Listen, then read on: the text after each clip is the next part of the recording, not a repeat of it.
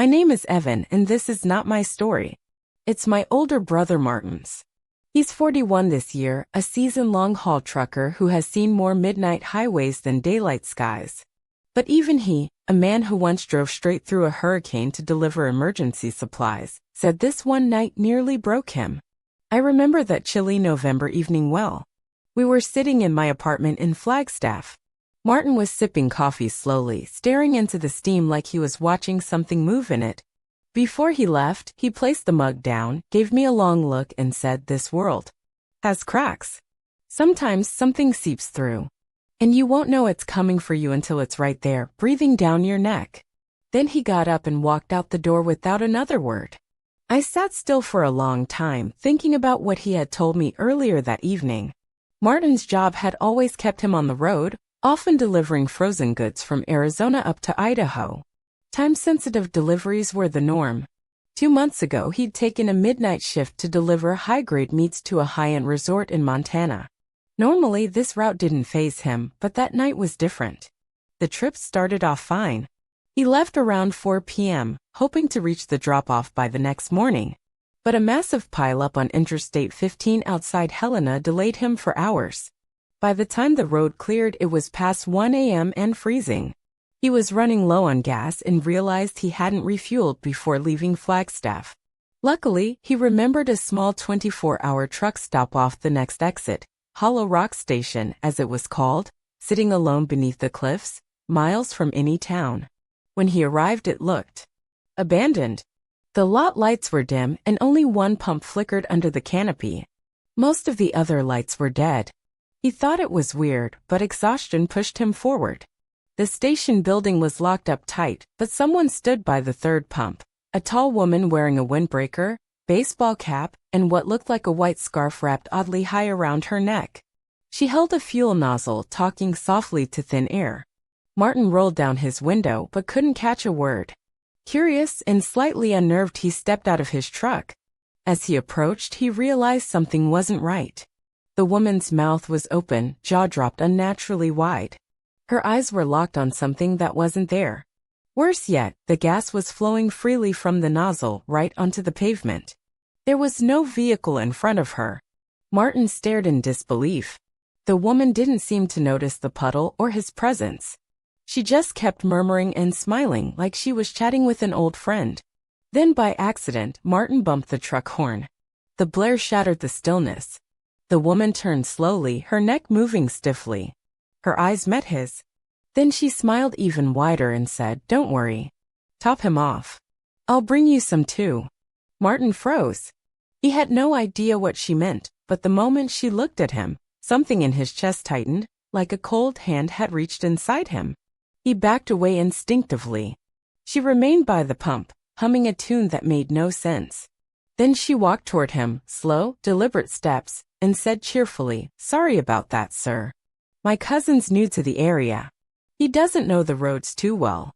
She looked past him as if someone stood behind him. No one was there. Martin tried to act normal. He nodded stiffly, turned, and got back into his truck. His hands shook so much he struggled to turn the key.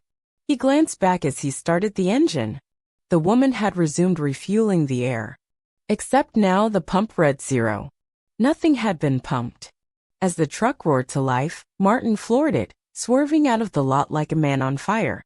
His rearview mirror caught one final glimpse, the woman waving her arm bent backward in a way no human limb should move. Her scarf fluttered, revealing dark stains around her neck. That was the beginning. Martin didn't stop for hours after leaving the Hollow Rock Station. The road twisted and turned through the Montana wilderness, but his foot stayed heavy on the gas. Every few miles, he checked the rearview mirror, half expecting that woman to be clinging to the trailer. Eventually, he convinced himself it was just exhaustion, sleep deprivation messing with his head. But as his fuel gauge dipped again, he knew he had to stop. A rest stop with lights up ahead seemed like a blessing. He pulled in and tried to calm himself, stepping out to stretch.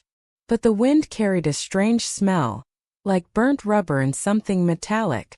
Then he noticed it. A dark puddle next to the trash bins. First he thought it was spilled oil. But then he saw the money. several crisp $100 bills soaked in the fluid. As he stared, someone behind him whispered he paid for full service. Martin spun around.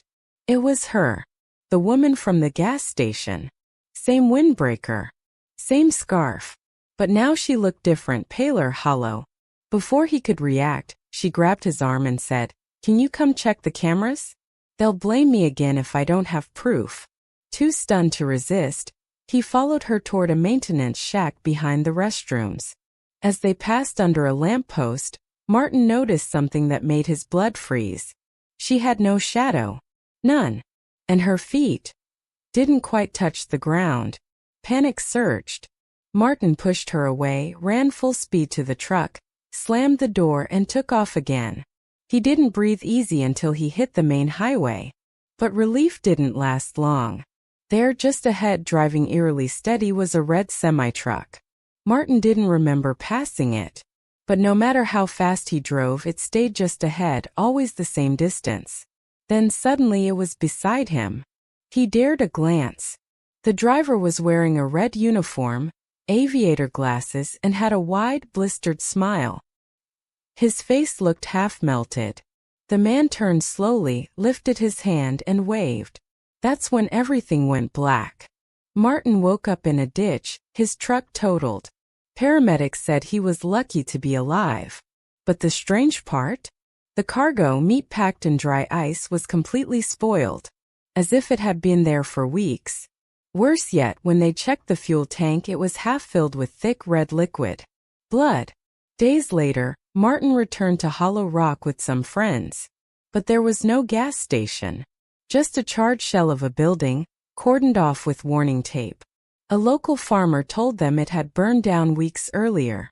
Killed a woman and a trucker. No one had touched the site since.